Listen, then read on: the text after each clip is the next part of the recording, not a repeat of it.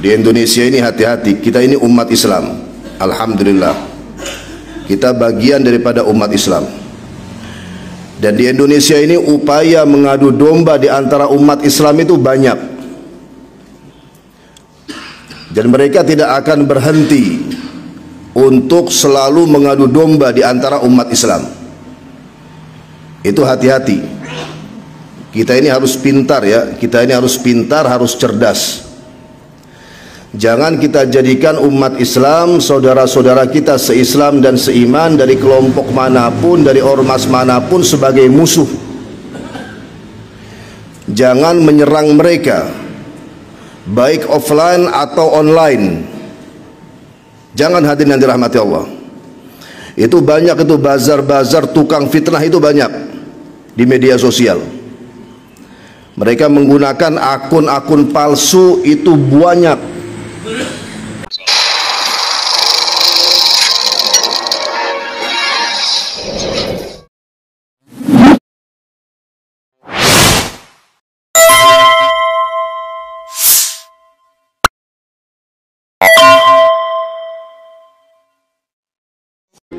Alhamdulillahi Rabbil Alamin, wa bihi nasta'inu ala umuri dunya wad din, wassalatu wassalamu ala ashrafil anbiya'i wal mursalin sayyidina wa nabina Muhammadin wa ala alihi wa sahbihi ajma'in. Amma ba'd, subhanaka la ilma lana illa ma 'allamtana innaka antal alimul hakim. Rabbana zidna ilma warzuqna fahma wa la hawla wa la quwwata illa billahil aliyil azim. Alhamdulillah.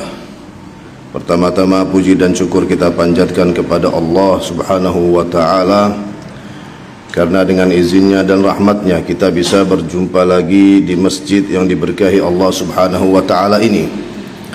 Mudah-mudahan umur kita semua selalu diberkahi Allah subhanahu wa ta'ala dalam kebaikan, dalam ketaatan, sehat walafiat, amin ya rabbal alamin. Kemudian insyaallah pada pagi hari ini akan kita lanjutkan kajian kitab Al-Jawabul Kafi liman sa'ala 'anid dawa'i syafi, atau kitab Ad-Da'u wad-Dawa, karya Al-Imam Syamsuddin Abu Abdullah Muhammad bin Abi Bakr, atau yang terkenal dengan Ibnul Qayyim Al-Jauziyah rahimahullahu ta'ala. Kita lanjut, hadirin yang dirahmati Allah, pembahasan Al-Imam Al-Hafidh Ibnul Qayyim rahimahullahu ta'ala tentang adrarudz dzunub wa awaqibul ma'asi, dalam arti bahaya dosa dan akibat maksiat. Di sini Imam Al-Hafidh Ibnu Qayyim rahimahullahu taala, beliau mengutip hadis Rasulullah sallallahu alaihi wa ala alihi wa sahbihi wasallam yang diriwayatkan oleh Imam Ahmad rahimahullahu taala dalam musnadnya. Kata Rasulullah sallallahu alaihi wa ala alihi wa sahbihi wasallam, yushiku an tatada'a alaikumul umam min kulli ufuq kama tada'al akalatu ala qis'atiha. Jadi hampir saja, kata Rasulullah sallallahu alaihi wa ala alihi wa sahbihi wasallam, kalian itu dikerumuni oleh umat-umat dari berbagai macam penjuru, kama tada'al akalatu ala qis'atiha, sebagaimana orang-orang lapar mengerumuni piring makanan atau tempat hidangan. Qulna ya Rasulullah, kami bertanya, wahai Rasulullah, amin qillatin bina yawma idzin, apakah pada saat itu karena jumlah kami sedikit? Kata Rasulullah sallallahu alaihi wa alihi wasallam, antum yawma idzin katsir, kalian pada saat itu banyak, jumlah kalian banyak, walakinnakum ghutha ka ghutha'is sail, akan tapi kalian buih atau seperti buih banjir. Nanti akan kita jelaskan maknanya. Tunza'ul mahabata min qulubi aduwikum, kewibawaan telah dicabut dari hati musuh kalian, kewibawaan kalian dalam arti telah dicabut dari hati musuh kalian. Wa yuj'alu fi qulubikumul wahan, dan akan dijadikan di dalam hati kalian al-wahan, dalam hati kalian akan tertimpa penyakit wahan. Qalu wa mal wahan, mereka bertanya, apa itu wahan wahai Rasulullah? Kata Rasulullah sallallahu alaihi wa alihi wasallam, hubbud dunya wa karahatul maut atau wa karahiyatul maut. Jadi cinta terhadap dunia dan takut terhadap kematian. Jadi hadirin yang dirahmati Allah, di sini Rasulullah sallallahu alaihi wa alihi wasallam menjelaskan tentang apa yang akan terjadi, pada umatnya. Jadi beliau menjelaskan dari zamannya sallallahu alaihi wa alihi wasallam, dan itu terjadi di zaman sekarang, di zaman kita ini.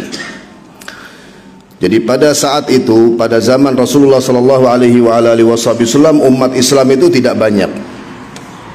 Lebih banyak sekarang ini. Oleh karenanya di hadis ini Rasulullah sallallahu alaihi wa alihi wasallam menjelaskan, pada saat itu jumlah kalian itu banyak, kata Rasulullah. Akan tetapi tidak memiliki kekuatan. Makanya kata Rasulullah bahwa kalian pada saat itu walaupun jumlahnya banyak, akan tapi seperti apa? Seperti buih.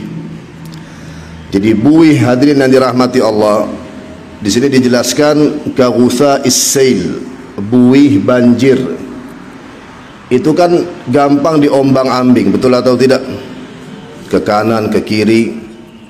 Seperti itulah umat Islam pada saat itu, kata Rasulullah sallallahu alaihi wasallam. Tidak memiliki kekuatan dan tidak memiliki prinsip yang tegas, sehingga apa? Gampang dan mudah diombang-ambing oleh musuh. Bahkan gampang diadu domba. Betul atau tidak hadirin yang dirahmati Allah?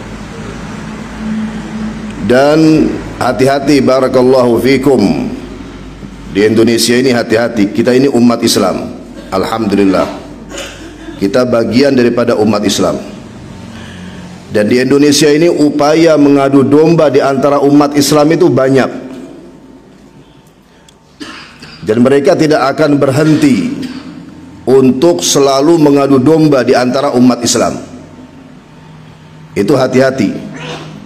Kita ini harus pintar ya, kita ini harus pintar, harus cerdas. Jangan kita jadikan umat Islam, saudara-saudara kita se-Islam dan seiman dari kelompok manapun, dari ormas manapun, sebagai musuh. Jangan menyerang mereka, baik offline atau online. Jangan, hadirin yang dirahmati Allah. Itu banyak, itu bazar-bazar tukang fitnah itu banyak di media sosial. Mereka menggunakan akun-akun palsu itu banyak.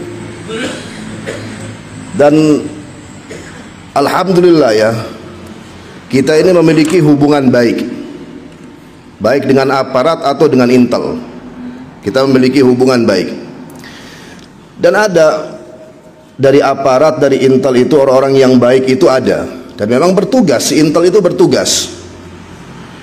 Akan tapi karena hubungan baik, dapatlah dari kita ini masukan-masukan yang baik. Akan tapi di sisi lain dia menjelaskan apa yang terjadi. Itu hati-hati, hadirin yang dirahmati Allah. Itu semua akun-akun bayaran.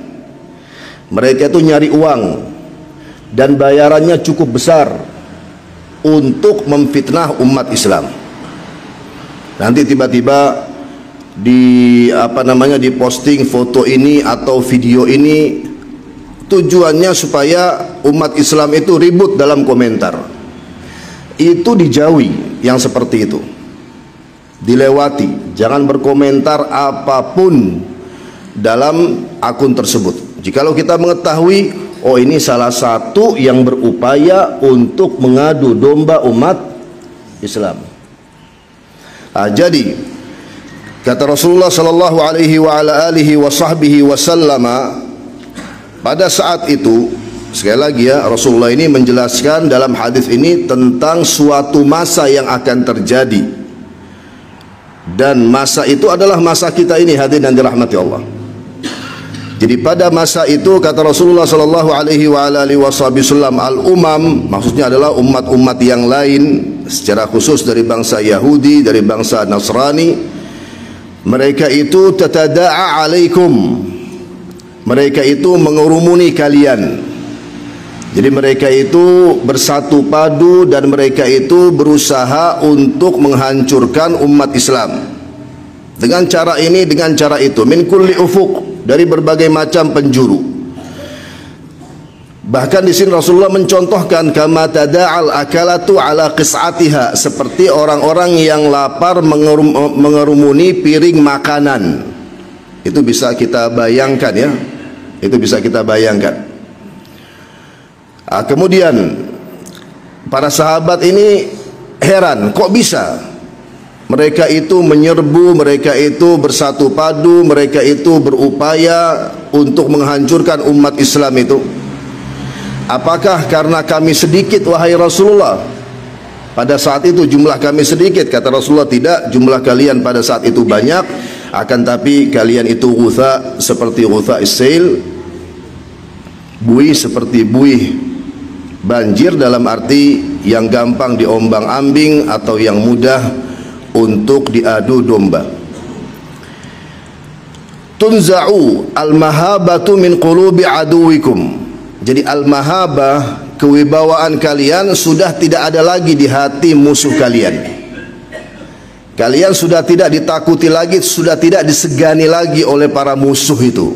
Ini kalau kita kembali ke bab ini ya, sebabnya apa? Kok tidak ada wibawa lagi umat Islam? Sebabnya karena kemaksiatan. Ini dampak daripada maksiat, hadirin yang dirahmati Allah. Dampak daripada maksiat yang terus menerus, dampak daripada dosa yang terus menerus, sampai-sampai musuh-musuh umat Islam sudah tidak takut lagi. Di antaranya yang apa namanya, yang contoh nyata pada hari-hari ini ya, yaitu Zionis,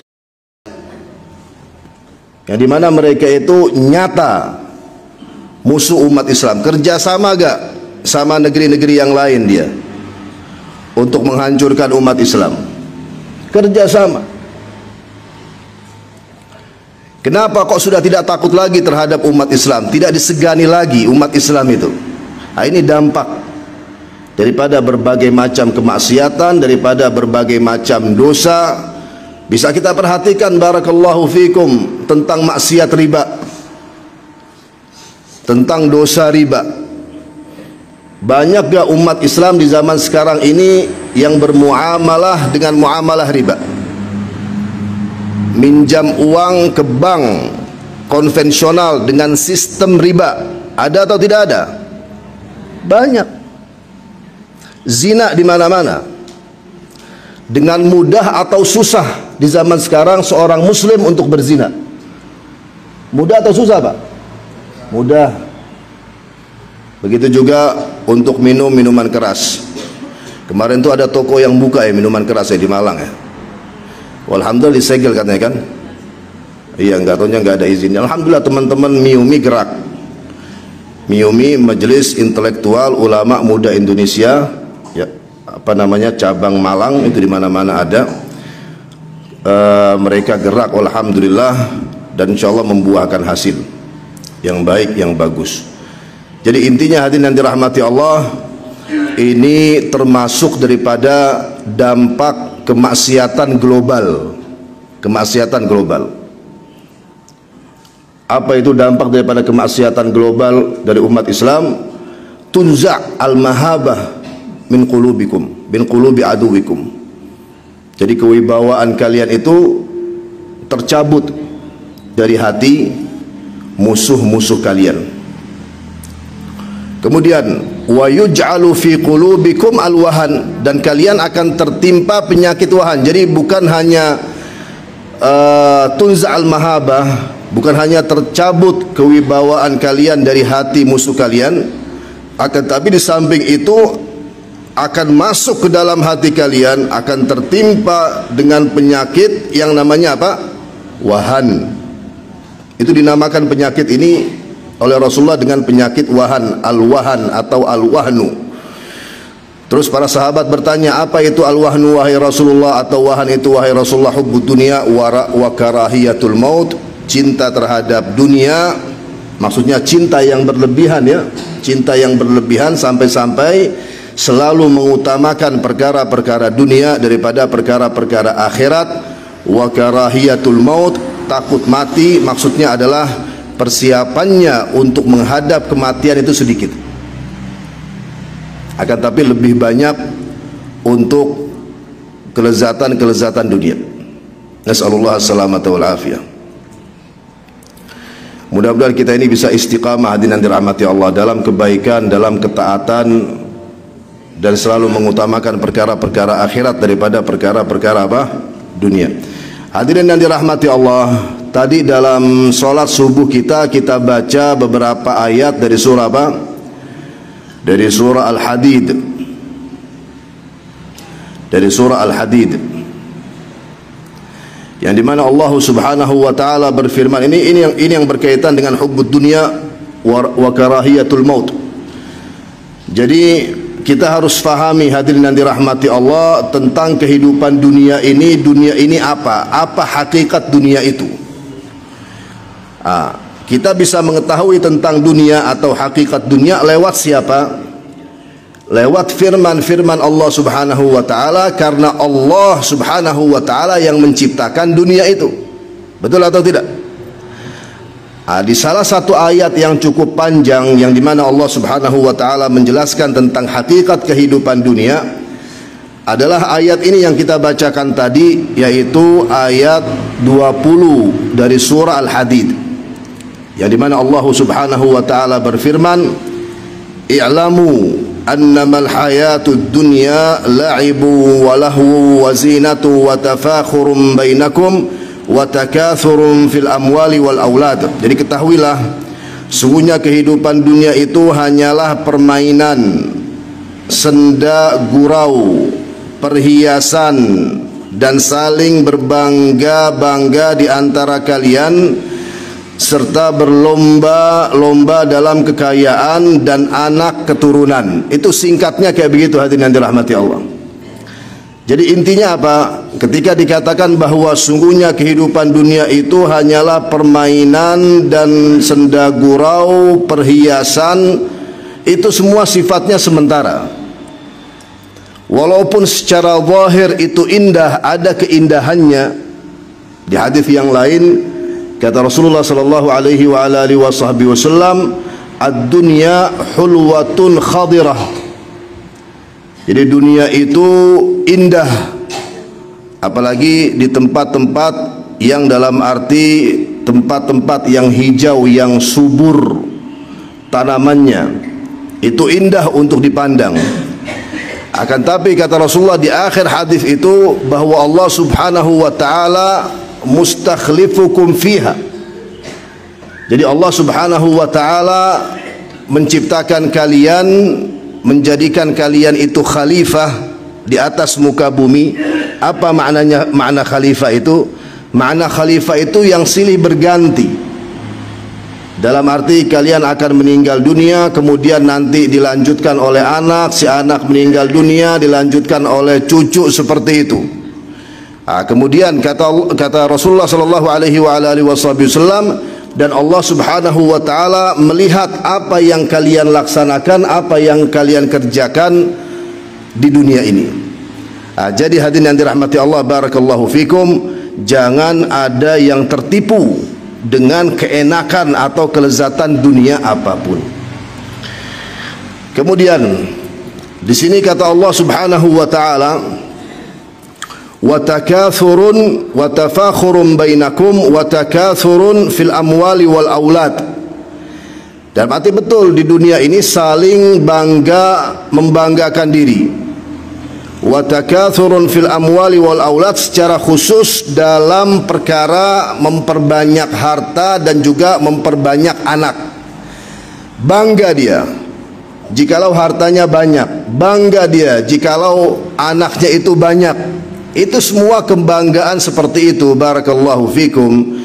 Jikalau keseret kepada kesombongan, itu akan menimbulkan dosa. Itu akan menimbulkan dosa. Akan tapi jikalau dia bersyukur kepada Allah Subhanahu wa taala atas hartanya yang melimpah, bersyukur kepada Allah Subhanahu wa taala dengan keturunan yang banyak. Di sini dia laksanakan konsekuensi daripada syukurnya itu. Apa itu? Dia arahkan hartanya itu ke jalan yang benar.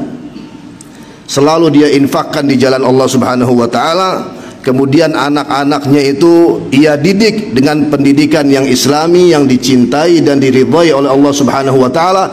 Jikalau tidak, maka harta tersebut, anak-anak tersebut akan menjadi sumber fitnah. Itu hati-hati hadirin yang dirahmati Allah. Dan fitnah dari harta dari anak itu dahsyat, dan itu juga dijelaskan oleh Allah Subhanahu wa taala di beberapa firman-Nya, dan juga Rasulullah sallallahu alaihi wa alihi wasallam menjelaskan di beberapa hadisnya sallallahu alaihi wa alihi wasallam. Kemudian Allah Subhanahu wa taala mencontohkan hakikat kehidupan dunia ini seperti apa. Kata Allah Subhanahu wa taala, kamathali ghaithin a'jabal kuffara nabatuh thumma yahiju fatarahu musfarra thumma yakunu hutama. Jadi hakikat kehidupan dunia ini, kata Allah Subhanahu wa taala, seperti hujan yang tanamannya mengagumkan para petani, kemudian tanaman itu menjadi kering dan engkau lihat warnanya kuning, kemudian menjadi hancur. Jadi hadirin yang dirahmati Allah, seperti itu yang dijelaskan oleh Allah Subhanahu wa taala. Jadi awalnya itu wah gitu, gimana gitu, bagus, indah. Akan tapi keindahan tersebut yang ada di dunia, keindahan apapun ya, keindahan apapun, sekali lagi ya, tak ulangi, keindahan apapun yang ada di dunia itu tidak ada yang namanya selama-lamanya. Akan tapi keindahan di akhirat nanti yang selama-lamanya. Keindahan seorang atau ketampanan seorang laki-laki enggak selama-lamanya. Kecantikan seorang wanita itu juga tidak selama-lamanya. Lucunya anak-anak kita itu tidak selama-lamanya. Indahnya rumah, indahnya mewahnya kendaraan dan lain sebagainya, perhiasan itu tidak ada yang selama-lamanya. Itu semua sifatnya sementara, hadirin yang dirahmati Allah. Jadi orang yang berakal, perhatikan ini, orang yang berakal, akal sehat ya, akal sehat, dia itu pasti akan mengutamakan yang selama-lamanya, yaitu yang ada di akhirat daripada yang sifatnya sementara yang berada di dunia. Selanjutnya kata Allah Subhanahu wa taala, wa fil akhirati adzabun syadidun wa maghfiratun minallahi wa ridwan wa mal hayatud dunya illa mata'ul ghurur. Dan di akhirat nanti ada azab yang keras dan ada ampunan Allah Subhanahu wa taala serta keridhaannya. Dan kehidupan dunia tidak lain hanyalah kesenangan yang menipu atau kesenangan yang palsu. Jadi di akhirat itu ada azab, yang dimana azab Allah Subhanahu wa taala di dalam api neraka, dan juga ada ampunan Allah Subhanahu wa taala, ada ridha Allah Subhanahu wa taala, yaitu surganya Subhanahu wa taala. Jadi maksudnya apa? Di akhirat nanti itu ada dua tempat, hanya dua tempat, dan mati hanya dua tempat yang dijadikan tempat penghuni. Jangan selalu tidak, hadirin yang dirahmati Allah. Tidak ada yang ketiga. Masuk ke dalam surga Allah Subhanahu wa taala dengan sebelumnya mendapatkan maghfirah, mendapatkan ampunan, dan mudah-mudahan dosa-dosa kita diampuni oleh Allah Subhanahu wa taala, dan kita mendapatkan ridha Allah Subhanahu wa taala di dunia ini, dapat ampunan, dapat ridha, masuk ke dalam surga. Itu tidak bisa kecuali dengan ketaatan. Barakallahu fikum. Tidak bisa kecuali dengan ketaatan, tidak bisa kecuali dengan kesalihan, tidak bisa kecuali dengan ketakwaan kita kepada Allah Subhanahu wa taala. Itu tempat yang pertama. Tempat yang kedua yaitu nerakanya Subhanahu wa taala. Nas'alullah salamata wal afiyah. Mudah-mudahan tidak ada di antara kita yang masuk ke dalam api neraka. Karena yang masuk ke dalam api neraka pasti akan mendapatkan azab Allah Subhanahu wa taala. Dan dalam ayat ini Allah Subhanahu wa taala menjelaskan tentang azabnya itu syadid, keras. Tidak ada azab Allah Subhanahu wa taala yang ringan. Barakallahu fikum. Ringan, dikatakan ringan dibanding dengan azab yang lain. Faham atau tidak itu? Akan tapi bagi orang yang menerimanya pasti keras. Dikatakan hadirin dan dirahmati Allah, diriwayatkan dalam sebuah hadis bahwa azab Allah Subhanahu wa taala yang ringan, maksudnya begini, sekali lagi ya, jangan disalah pahami, azab Allah yang ringan dibanding azab yang lain, bahwa seseorang itu menggunakan di api neraka kedua sendal yang terbuat dari api neraka. Kedua sendal yang terbuat dari api neraka. Dan di riwayat yang lain dikatakan bahwa api neraka itu sampai hanya ke mata kakinya. Akan tapi kata Rasulullah sallallahu alaihi wasallam, itu membakar otaknya. Bagi dia, bagi yang menerima azab seperti itu, keras atau tidak keras? Sangat keras. Akan tapi bagi yang kelelep, bagi yang nyemplung, bagi yang apa istilahnya, bagi yang di dalam api neraka, jadi bagi yang dibakar oleh api neraka semua tubuhnya, itu lebih keras lagi. Akan tapi walaupun dikatakan tadi itu adalah azab yang ringan, hanya memakai dua sendal dari api neraka, tetap baginya itu keras sampai mendidih atau membakar otaknya. Nasallallahu salamata wal afiyah. Jadi jangan memberanikan diri untuk bermaksiat kepada Allah terus menerus. Saya ulangi, jangan memberanikan diri untuk bermaksiat kepada Allah terus menerus. Kalau seorang di antara kita bermaksiat, ya sudah, memang seperti itu kehidupan kita. Sudah kita bilang kita tidak ada yang maksum, tidak ada yang luput dari kesalahan, tidak ada yang luput dari dosa. Akan tapi yang kita ingkari, yang maksiat yang sifatnya itu terus menerus, kemudian tidak ada istighfarnya, tidak ada sadarnya, tidak ada taubatnya. Nasallallahu salamata wal afiyah. Mudah-mudahan kita diselamatkan oleh Allah Subhanahu wa taala dari maksiat yang sifatnya terus menerus itu. Amin ya rabbal alamin. Setelah itu hadirin yang dirahmati Allah, ini ayat 20 ini harus kita gandengkan ya dengan ayat 21. Karena setelah Allah menjelaskan tentang hakikat dunia itu, kemudian apa yang akan terjadi di akhirat nanti, apa yang diperintahkan oleh Allah untuk kita di dunia ini, apa yang diperintahkan oleh Allah untuk kita di dunia ini, itu di ayat 21 dari surah Al-Hadid. Kata Allah Subhanahu wa taala, sabiqu ila maghfiratin min rabbikum wa jannatin 'arduha ka'ardis sama'i wal ard. Jadi berlomba-lombalah kalian untuk mendapatkan ampunan dari Tuhan kalian dan surga yang luasnya seluas langit dan bumi. Berlomba-lomba untuk mendapatkan ampunan dan surga. Itu Pak, pekerjaan kita di dunia.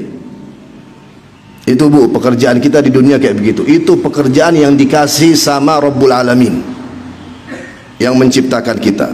Berlomba-lombalah kalian di dunia untuk mendapatkan ampunan dan mendapatkan surga. Berlomba-lomba untuk mendapatkan ampunan, untuk mendapatkan surga lewat apa?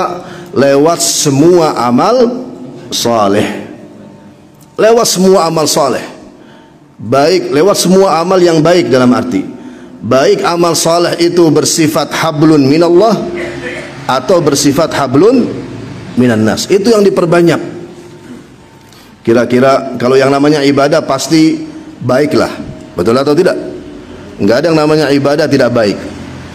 Seandainya aku ini sholat subuh berjamaah di masjid, baik atau tidak baik? Ya pasti baik. Menghadiri majelis ta'lim sampai waktu isyraq, baik atau tidak baik? Pasti baik. Setelah itu melaksanakan sholat duha, baik atau tidak baik? Pasti baik. Jadi yang namanya ibadah pasti baiklah. Akan tapi yang kedua ini yang bersifat hablun minan nas, perbuatan dari kita untuk manusia yang lain, itu tolong dilihat dulu. Ada kebaikannya atau tidak? Ada nilai positifnya atau tidak? Dicintai dan diridhai oleh Allah atau tidak? Ada pahalanya atau tidak? Jikalau ia laksanakan, ini termasuk daripada sabiqu ila maghfiratin min rabbikum wa jannah. Bahagiakan hati yang dirahmati Allah, hati istri masing-masing. Berusaha seperti itu, berusaha seperti itu, berusaha untuk selalu membahagiakan keluarga masing-masing. La ilaha illallah. Di dalam hadis Rasulullah sallallahu alaihi wasallam yang dikatakan idkhalus surur, memasukkan kebahagiaan ke dalam hati seorang muslim, itu dihitung sedekah, dalam arti akan mendatangkan pahala sebagaimana sedekah dengan harta itu mendatangkan apa? Mendatangkan pahala. Dengan pahala yang berlipat ganda yang akan antum dapatkan jikalau antum membahagiakan istri dan anak-anak. Bahagiakan mereka dengan perkataan tertentu, dengan kalimat tertentu, dengan perilaku tertentu, agar mendapatkan kebahagiaan dunia dan juga kebahagiaan akhirat. Hadirin yang dirahmati Allah, kemarin kita menghadiri multaqa di Cirebon, di pondoknya Buya Yahya, yang dimana Buya Yahya itu satu angkatan ya sama saya waktu di Yaman, di kampus kita di Yaman. Kemudian multaqa dan mati pertemuan alumni yang hampir 1000 alumni, 1000 mahasiswa.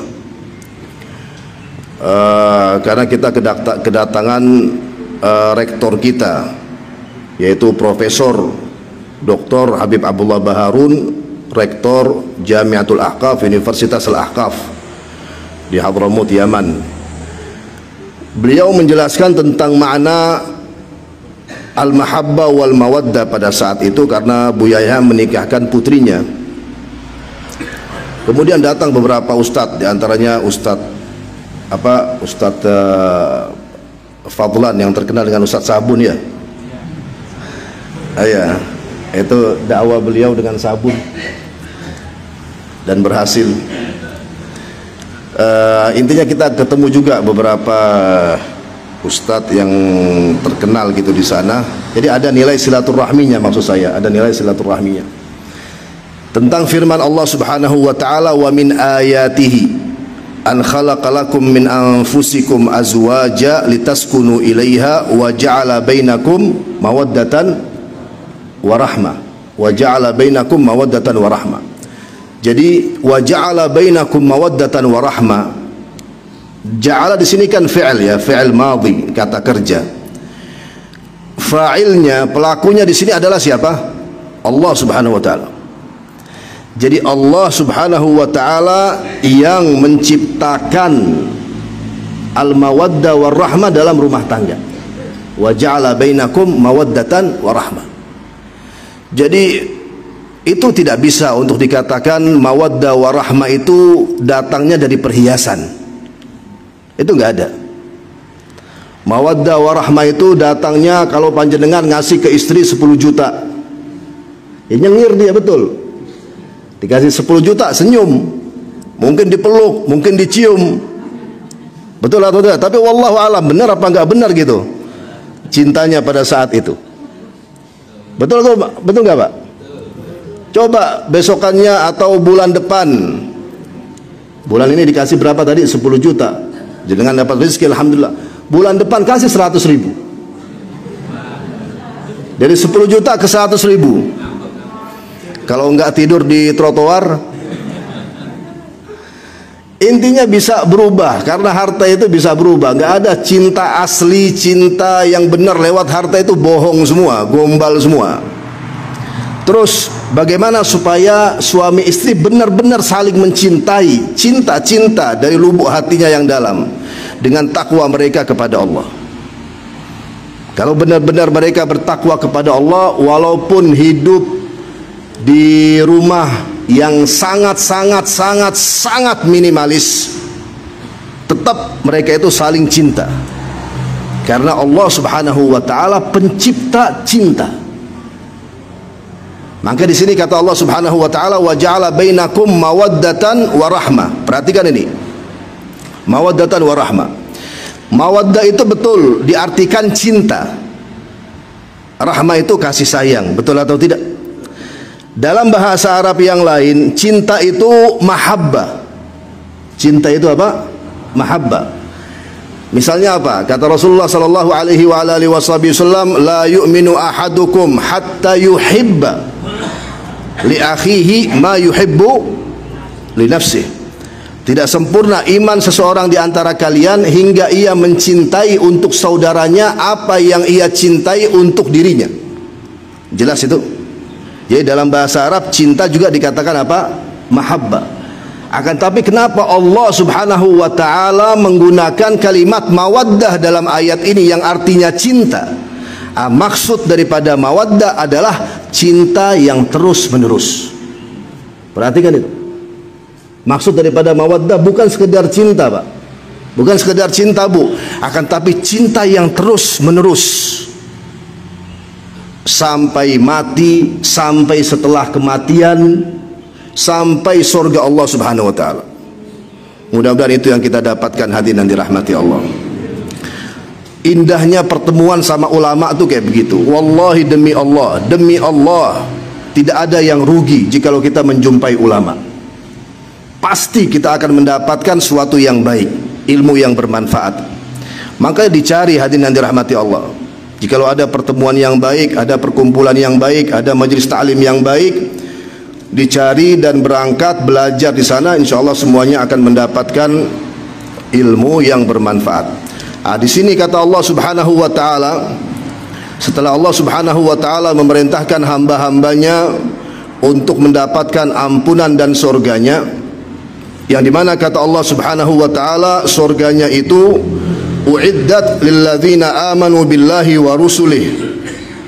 Surga Allah Subhanahu wa taala yang disediakan untuk orang-orang yang beriman kepada Allah dan Rasulnya. Dzalika fadlullahi yu'tihi man yasha wallahu dzul fadlil azim. Tadi kita salah, terus kita ulangi, alhamdulillah ya. Tadi itu saya bacanya apa? Wallahu wasi'un alim tadi pas di sholat ya. Tapi setelah baca ayat yang berikutnya, ingat bahwa akhir ayat yang sebelumnya itu wallahu dzul fadlil azim. Itu agak kecampur sedikit dengan firman Allah yang lain dalam surah An-Nur, yaitu wa ankihul ayama minkumus salihina min ibadikum wa imaikum iyakunu fuqara'a yughnihimullahu min fadlih wallahu wasi'un alim. Wallahu wasi'un alim. Akan tapi langsung kita balik lagi ke sini tadi dalam salat wallahu dzul fadlil azim. Jadi hadirin yang dirahmati Allah, kata Allah Subhanahu wa taala, itulah karunia Allah Subhanahu wa taala. Perhatikan ya, dzalika fadlullah, karunia Allah. Jadi surga Allah itu karunia Allah. Yu'tihi man yasha, yang diberikan oleh Allah Subhanahu wa taala kepada siapa saja yang Dia kehendaki. Wallahu dzul fadlil azim, dan Allah Subhanahu wa taala mempunyai karunia yang besar. Jadi begini, kalau dikatakan karunia dalam arti apa? Dalam arti murni pemberian dari Allah. Jelas atau tidak? Jadi jangan dikatakan bahwa wah ini si fulan ini mendapatkan surga ya itu murni karena amal solehnya. Tidak. Amal solehnya itu perantara, sabab untuk dia mendapatkan apa? surga. Akan tapi surga Allah Subhanahu wa taala murni karunia Allah Subhanahu wa taala. Karena coba kalau mau main hitung-hitungan, hadirin yang dirahmati Allah. Ada seorang muslim, seorang muslimah, seorang mukmin, seorang mukminah dapat surga Allah. Pertanyaannya, dia dapat surga Allah itu untuk hidup di dalam surga berapa lama? Untuk selama-lamanya. Terus kita bilang sebelumnya modalnya takwanya, betul atau tidak? Modalnya itu takwanya kepada Allah di dunia. Ketika dia bertakwa kepada Allah di dunia berapa lama? Berapa lama kira-kira, bapak-bapak, ibu-ibu? Berapa lama kira-kira? Tapi enggak 70 tahun semua lah. Betul atau tidak? Ada masa mainnya juga. Taruhlah 70 tahun atau kurangi sedikit 60 atau 50. Intinya apa? Dia bertakwa kepada Allah Subhanahu wa taala di waktu yang singkat, di waktu yang pendek. Terus dapat surga Allah untuk selama-lamanya. Karunia atau bukan karunia? Karunia. Murni pemberian dari Allah Subhanahu wa taala. Jadi kalau mau main hitung-hitungan ya sudah. Ente bertakwa kepada Allah berapa lama? Oh 70 tahun. Hidup juga 70 tahun di surga gitu. Ya tidak seperti itu juga yang ditentukan oleh Allah Subhanahu wa taala. Jadi tolong difahami bahwa yang namanya surga Allah Subhanahu wa taala itu adalah murni karunia Allah Subhanahu wa taala.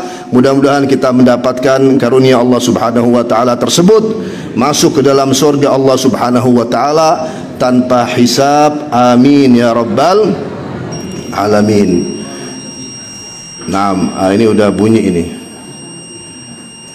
Selanjutnya hadirin yang dirahmati Allah, kita singkat ya untuk beberapa menit ke depan.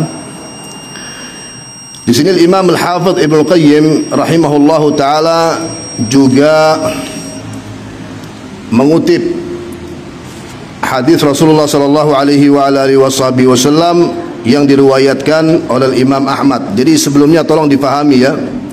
Seringkali beliau ini dalam kitabnya ini Ad-Da' wad-Dawa mengutip hadis Rasulullah yang diriwayatkan oleh Imam Ahmad di dalam musnadnya. Itu kenapa? Jawabannya adalah karena beliau itu Hambaliyul madhab. Karena madhab Imam Al-Hafidz Ibnu Qayyim adalah madhab Imam Ahmad. Beliau itu dikatakan Hambaliyul madhab. Ketika beliau dikatakan Hambaliyul madhab, jadi imam beliau dalam madhab itu adalah Imam Ahmad. Maka semua perkataan dan periwayatan yang diriwayatkan oleh Imam Ahmad itu beliau pelajari, itu beliau kuasai.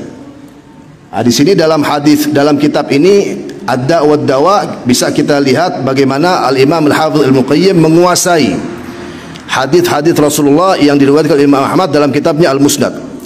Kalau kita perhatikan kitab-kitab beliau yang lain seperti misalnya kitab Zadul Ma'ad, itu beliau seringkali mengutip perkataan-perkataan atau pendapat-pendapat Al-Imam Ahmad dalam berbagai macam hukum fikih. Di sini kita juga memahami, bisa kita fahami bahwa beliau juga menguasai semua pendapat Al-Imam Ahmad rahimahullah ta'ala. Di antara hadis yang dikutip oleh Imam Al-Hafidz Ibnu Qayyim dalam kitabnya Ad-Da' wad-Dawa adalah hadis Rasulullah sallallahu alaihi wa alihi wasallam yang diriwayatkan oleh Imam Ahmad rahimahullah ta'ala dalam musnadnya dari hadis Anas bin Malik radhiyallahu ta'ala anhu. Beliau berkata, qala Rasulullah sallallahu alaihi wa alihi wasallam, bahwa Rasulullah sallallahu alaihi wa alihi wasallam bersabda, lamma urija bi marartu biqaumin lahum adfarun min nuhas yakhmishuna biha wujuhahum wa sudurahum faqultu man haula'i ya Jibril? Qala haula'i alladhina ya'kuluna luhuman nas wa yaqa'una fi a'radihim. Kata Rasulullah sallallahu alaihi wa alihi wasallam, ketika aku dimi'rajkan, aku melihat kaum, dalam arti beberapa orang yang memiliki adfar min nuhas. Adfar min nuhas itu kuku dari tembaga. Itu bagaimana? Wallahu alam. Yakhmishuna biha wujuhahum wa sudurahum, yang dimana mereka itu menggaruk dengan kuku mereka yang dari tembaga. Mereka menggaruk wajah dan dada mereka. Pastinya itu akan melukai, sangat melukai. Faqultu man haula'i ya Jibril. Rasulullah bertanya kepada Jibril, siapa mereka itu wahai Jibril? Kata Jibril alaihi salatu wassalam, haula'il ladzina ya'kuluna luhuman nas. Mereka adalah orang-orang yang suka memakan daging orang lain. Daging orang, daging manusia, maksudnya suka menggunjing. Paham atau tidak? Suka menggunjing, suka ghibah. Ini ya, kalimat ini ya'kuluna luhuman nas, ini dikaitkan barakallahu fikum dengan ayat 12 dari surah Al-Hujurat. Dengan ayat 12 dari surah apa? Al-Hujurat. Jadi di antara cara tafsir itu seperti itu. Jadi tafsir Al-Quran bis sunnah atau menjelaskan as-sunnah dengan Al-Quran. Jelas atau tidak? Dan itu termasuk daripada tafsir tingkat tinggi atau penjelasan tingkat tinggi, baik untuk menjelaskan Al-Quran atau untuk menjelaskan hadis. Menjelaskan hadis dengan ayat atau menjelaskan ayat dengan hadis, itu termasuk daripada tafsir atau penjelasan tingkat tinggi. Jadi kalimat ini ya, haula'il ladzina ya'kuluna luhuman nas, mereka itu adalah orang-orang yang suka makan daging manusia. Maksudnya apa? Suka menggibah, suka menggunjing. Dan itu dijelaskan oleh Allah Subhanahu wa taala dalam suratul Hujurat ayat berapa tadi kita bilang? Ayat 12. Ayat 12 kan? Yang dimana Allah Subhanahu wa taala berfirman, wala yaghtab ba'dukum ba'dha. Kemudian ayuhibbu ahadukum ay ya'kula lahma akhihi maitan fakarihtumu. Jadi janganlah sebagian dari kalian, kata Allah Subhanahu wa taala, menggunjing sebagian yang lain. Apakah seorang di antara kalian suka memakan daging saudaranya yang sudah mati? Fakarihtumu, kalian merasa jijik, kalian membenci itu. Oleh karenanya jangan melaksanakan ghibah, jangan melaksanakan gunjingan, jangan ngomongin orang. Itu suatu yang jijik, suatu yang jijik dan sangat menjijikkan. Jadi kata Allah Subhanahu wa taala, hai orang yang suka menghibah saudaranya. Itu ada saudara antum yang mati, makan dagingnya, dia enggak mau. Dia bilang ini kotor, jijik dan lain sebagainya. Seperti itu juga ketika engkau menggunjing, itu perkara yang jijik, perkara yang kotor dalam agama. Jadi hadirin yang dirahmati Allah, di Al-Adabul Mufrad karya Imam Al-Bukhari rahimahullah ta'ala diriwayatkan bahwa pada suatu hari Rasulullah sallallahu alaihi wasallam sedang duduk bersama sahabat-sahabatnya. Kemudian tiba-tiba mereka menyium bau busuk. Rasulullah sedang duduk bersama sahabat-sahabatnya seperti ini. Kemudian mereka menyium bau busuk. Terus Rasulullah menjelaskan kepada mereka. Jadi bau yang natin dalam hadis dijelaskan. Rasulullah menjelaskan kepada mereka bahwa bau busuk ini datangnya dari majelis mereka. Maksudnya majelis apa? Jadi ada majelis, ada pertemuan orang-orang munafikin yang dimana mereka itu sedang menggunjing umat Islam, sedang menggunjing sahabat-sahabat Nabi. Dari pertemuan itu Allah Subhanahu wa taala menghembuskan angin yang busuk. Hakikatnya seperti itu yang namanya ghibah. Tapi itu alhamdulillah sekarang ini di zaman kita ditutupi sama Allah Subhanahu wa taala. Jadi kadang-kala kita duduk di suatu perkumpulan, betul atau tidak? Kita duduk di suatu perkumpulan, enggak taunya ada 2 orang, 3 orang, 4 orang sedang menggunjing, betul atau tidak? Itu ditutupi sama Allah Subhanahu wa taala. Coba kalau dibongkar, kalau dihembuskan angin busuk itu bakal bubar itu pertemuan tersebut. Baik itu pertemuan perkawinan, atau itu pertemuan pesta ini atau pesta itu, yang pakai minyak wangi harga mahal juga kalah, bakal kecium bau busuknya itu. Akan tapi hikmah dari Allah Subhanahu wa taala, itu semuanya ditutupi oleh Allah Subhanahu wa taala. Tapi kita harus sadar, harus mengetahui dari hadis-hadis Rasulullah, dari riwayat yang kita jelaskan, yang kita sampaikan, yang diriwayatkan Imam Al-Bukhari dari kitab Al-Adabul Mufrad, memang itu sesuatu yang kotor hadirin yang dirahmati Allah. Oleh karenanya di sini An-Nabi sallallahu alaihi wasallam menjelaskan, bagi orang yang suka menggunjing di dunia, perhatikan ibu-ibu yang dirahmati Allah, bagi orang yang suka menggunjing orang lain di dunia, di akhirat apa hukumannya? dia itu akan memiliki adfar min nuhas, itu pastinya dalam api neraka, kuku dari tembaga yang panas pastinya, yang dengan kukunya sendiri dia menggaruk wajahnya dan juga menggaruk dadanya. Kemudian kata Rasulullah atau kata Jibril alaihi salatu wassalam yang disampaikan oleh Rasulullah di sini, wa yaqauna fi a'radihim. Jadi mereka ini juga orang-orang yang suka menjatuhkan kehormatan orang lain. Itu hati-hati dengan medsos, kita bilang tadi. Jangan suka menjatuhkan kehormatan orang lain, baik offline atau apa? Online. Orang yang suka menyikat, sikat aja itu, sikat aja itu. Iya, ente juga bakal disikat di akhirat. Yang suka menjatuhkan kehormatan orang lain di dunia, siapapun dia ya, dia pejabat, dia polisi, dia intel, dia orang biasa, rakyat biasa, ustadz, awam dan lain sebagainya, suka menjatuhkan kehormatan orang lain di dunia, akan masuk ke dalam api neraka. Bahkan bukan hanya masuk ke dalam api neraka, Allah akan menciptakan untuknya itu kuku-kuku dari tembaga. Tembaga terus di neraka, panas apa enggak panas? Nah, terus dengan kukunya sendiri dia menghancurkan wajahnya, dia menghancurkan dadanya dengan menggaruk-garuknya. Untuk berapa lama? Untuk waktu yang sangat panjang yang ditentukan oleh Allah Subhanahu wa taala. Jaga lisan, barakallahu fikum. Dan jaga yang nama jari jemari ini. Jaga lisan, jangan mengucapkan kecuali perkataan-perkataan yang baik, yang mendatangkan cinta dan ridha Allah, begitu juga cinta dari manusia.